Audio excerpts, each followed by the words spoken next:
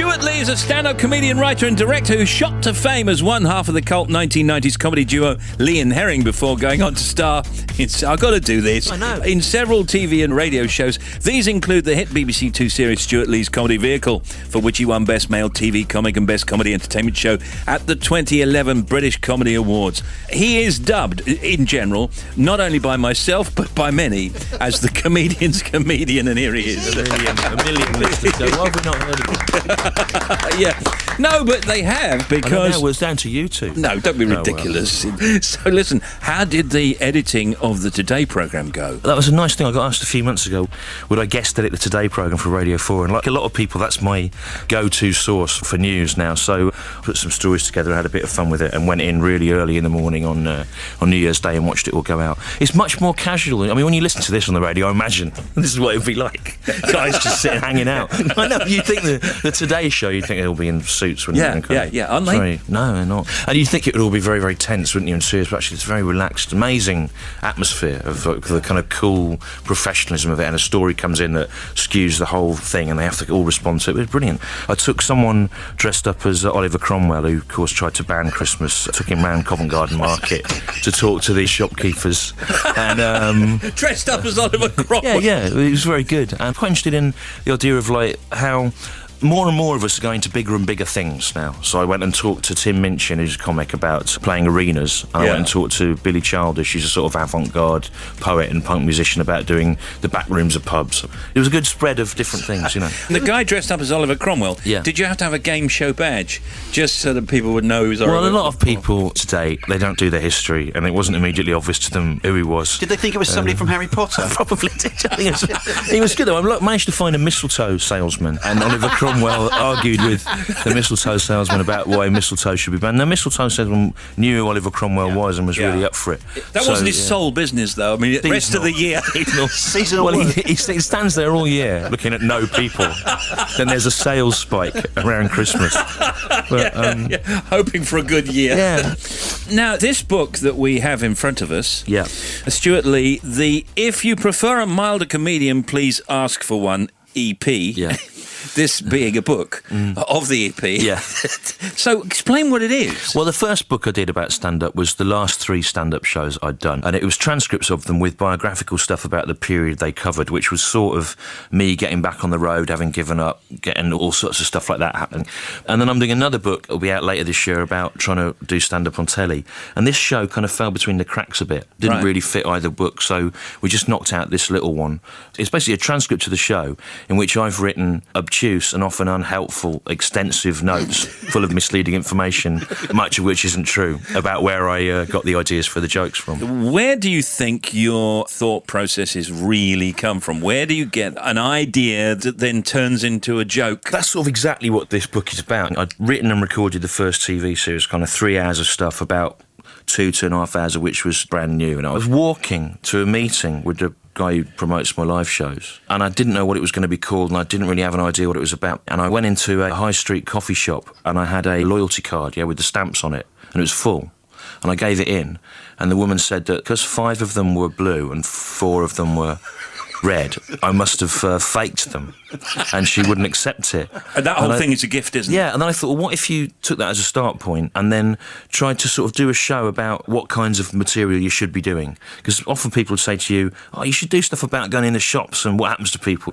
And then I also looked on the card and it said, if you prefer a milder coffee, please ask for one. And I thought, oh, there might be something in that. And then within the next couple of weeks, just things sort of kept happening that seemed to fit in with that. So it's basically about how 3 or 4 ideas come together into a show. Talking with Stewart Lee, talking about being well known, does it change the material? Having a degree of recognition and being on the telly a bit and getting a million viewers and whatever, it's a little bit harder to be incognito. And I sometimes wonder, sometimes when you're participating in something, you think, why are these people saying these things? Would they say them anyway? Or are they saying them because they got half an eye on you? And often I think someone like Jimmy Carr or whatever, he might be writing about his experience of the world, but his experience of the world will go through the filter of the fact that anyone who's standing near him knows Jimmy Carr from right off the telly.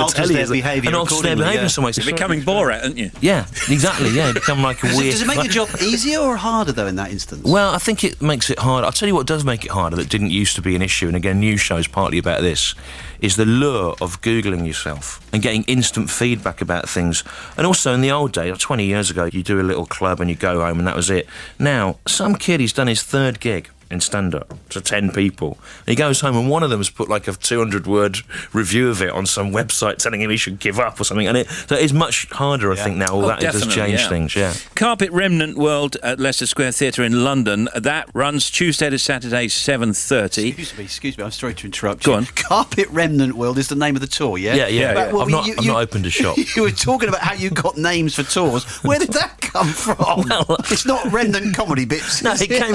Well, again, this show is partly about I pretend that I've got no material because I just drive around doing gigs or look after small children, so I haven't got any time to develop anything. So the suggestion is it's kind of remnants of bits of stuff that you throw together. And then at the end, you realise there's actually been callbacks and tie-ins all the way through it that all come together, and there's a clever special effect involving carpets, which I can't give away, but which has meant 7 or 8 years ago, I was trying to work out how you could tour stand-up economically and not make a loss and do these big pretentious shows and manage yourself and drive yourself everywhere. Now I'm going to be on the road with a van full of about 40 rolls of carpet.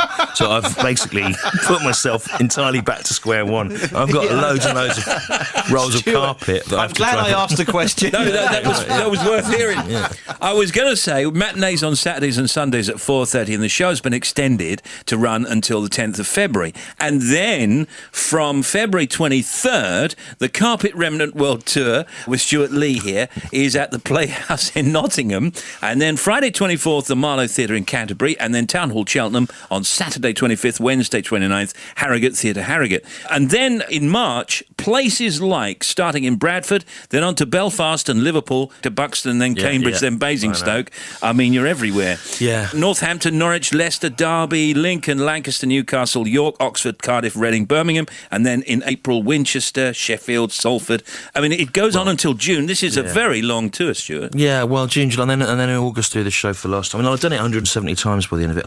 But it's interesting trying to do it that many times. I've never been popular enough to have to do that many dates before. I mean, you do find you have to kind of build bits in, because it's a sort of a story. You can't just throw it away. Yeah. So you try and build little spaces in where you can change stuff. I worry about you doing big halls because you do those gaps and that timing that you do. Yeah. It really shouldn't be echoing around, should it? I mean, the largest rooms I'm doing on the tour are 2,000 seaters. The technology's a lot different to what it was 20 years ago. Yeah. But it does change the performance. That's why I've got to bring all these carpets with me to try and fill up the space. You laugh now, but I think basically in a few years' time you'll find most comedians will be touring with sets made of a commodity which they can then sell at the end.